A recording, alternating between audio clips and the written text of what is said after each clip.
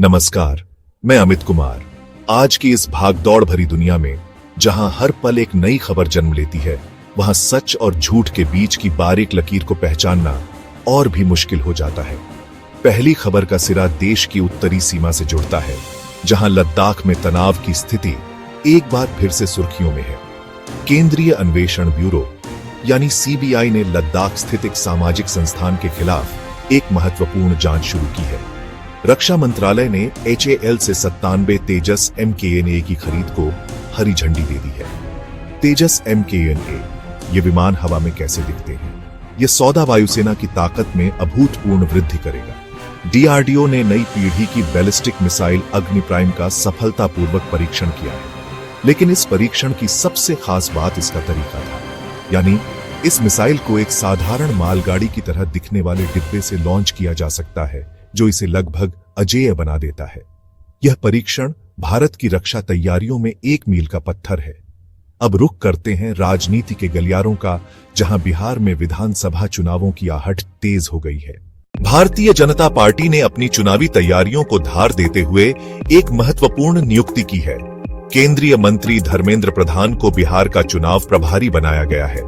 धर्मेंद्र प्रधान को एक कुशल रणनीतिकार और संगठनकर्ता माना जाता है, जो जातीय और क्षेत्रीय समीकरणों को साधने में उनकी मदद करेंगे। आर्यन खान ड्रग्स मामले से चर्चा में आए नारकोटिक्स कंट्रोल ब्यूरो की पूर्व अधिकारी समीर वानखेड़े एक बार फिर खबरों में हैं। समीर वानखेड़े ने अपने खिलाफ चल रही सीबीआई जांच को रद्द करने की मांग की और दिल्ली हाईकोर्ट का दरवाजा खटखटाया है। अब चलते हैं जम्मू कश्मीर, जहां सुरक्षा बलों को आतंकवाद के खिलाफ लड़ाई में एक बड़ी सफलता मिली है। एक संयुक्त अभियान में सुरक्षा बलों ने लश्कर-ए-तैयबा से जुड़े एक आतंकवादी मोहम्मद कटारिया को गिरफ्तार किया है। उसके पास से भारी मात्रा में हथियार बरामद हुआ। भारतीय सेना में सेवारत 33 महिला अधिकारियों ने सुप्रीम कोर्ट में एक याचिका दायर की है। इन महिला अधिकारियों का आरोप है कि उन्हें स्थायी कमीशन देने के मामले में भेदभाव किया जा रहा है और पुरुष अधिकारियों की तुलना में उनके साथ अलग मापदंड अपनाए जा रहे हैं।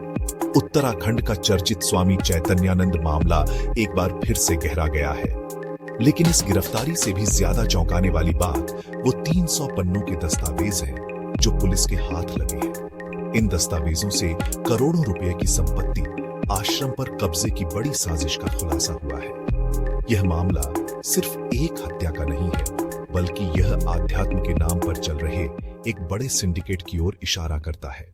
अब थोड़ा रुख करते हैं खेल के मैदान की तरफ, जहां हमेशा की तरह एक्शन और ड्रामा दोनों मौजूद हैं। BCCI ने वेस्टइंडीज के आगामी दौरे के लिए भारतीय क्रिकेट टीम की घोषणा कर दी है। इस टीम में कुछ नए चेहरों को मौका दिया गया है, लेकिन टीम के चयन के साथ ही विवादों और सवालों का दौर भी शुरू हो गया है। सोशल मीडिया से लेकर पूर्व क्रिकेटरों तक हर कोई अपनी अपनी राय दे रहा है और चयन के आधार पर सवाल उठा रहा है। और आखिर में एक ऐसी खबर जो आपको हैरान कर देगी। उत्तर प्रदेश के एक छोटे से शहर में आयकर विभाग ने एक चाय की दुकान पर छापा मारा और वहां से 80 लाख रुपए की अवैध नकदी जब्त की। जी हां, आपने सही सुना, एक मामूली सी दिखने वाली चाय की दुकान, जो असल में हवाला कारोबार का एक बड़ा अड्डा थी। यह दुकान बाहर से तो चाय और समोसे बेचती थी, लेकिन अंदर ही अंदर करोड़ों रुपए के काले धन को सफेद करने का खेल चल रहा था। यह घटना एक जीता जागता उदाहरण है कि कैसे अवैध कारोबार हमारी और आपकी नजरों के ठीक सामने एक आम सी शक्ल में फलता फूलता रहता है। जांच में पता चला है कि इस नेटवर्क के तार कई बड़े शहरों और कारोबारियों से जुड़े हो सकते हैं। यह मामला सिर्फ 80 लाख रुपए की बरामदगी का नहीं है, बल्कि यह देश की अर्थव्यवस्था को खोखला कर रहे समानांतर तंत्र पर एक चोट है। अब जांच एजेंसियां इस नेटवर्क की जड़ों तक पहुंचने की कोशिश कर रही हैं। तो ये थी आज की वो 10 खबरें जो अलग अलग जगहों से, अलग अलग क्षेत्रों से निकलकर हम तक पहुंची। हर खबर अपने आप में एक कहानी है, एक हकीकत है और कई अनसुलझे सवाल भी छोड़ जाती है।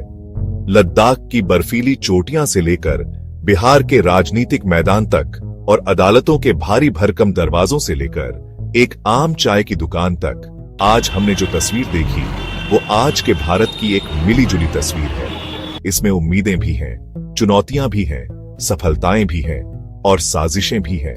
इन खबरों का मकसद आपको सिर्फ सूचित करना नहीं, बल्कि आपको सोचने पर मजबूर करना है। यह सोचने पर कि इन घटनाओं का आपके जीवन पर क्या असर पड़ सकता है। यह सोचने पर कि एक नागरिक के तौर पर आपकी क्या भूमिका है। मीडिया के इस शोर भरे दौर में यह जरूरी है कि आप खुद एक सजग दर्शक और पाठक बने। हर खबर को उसके संदर्भ के साथ देखें, सवाल पूछें और अपनी एक स्वतंत्र राय बनाएं, क्योंकि एक सूचित और जागरूक नागरिक ही एक मजबूत लोकतंत्र की नींव होता है। हम कल फिर हाजिर होंगे नई खबरों और नए विश्लेषणों के साथ।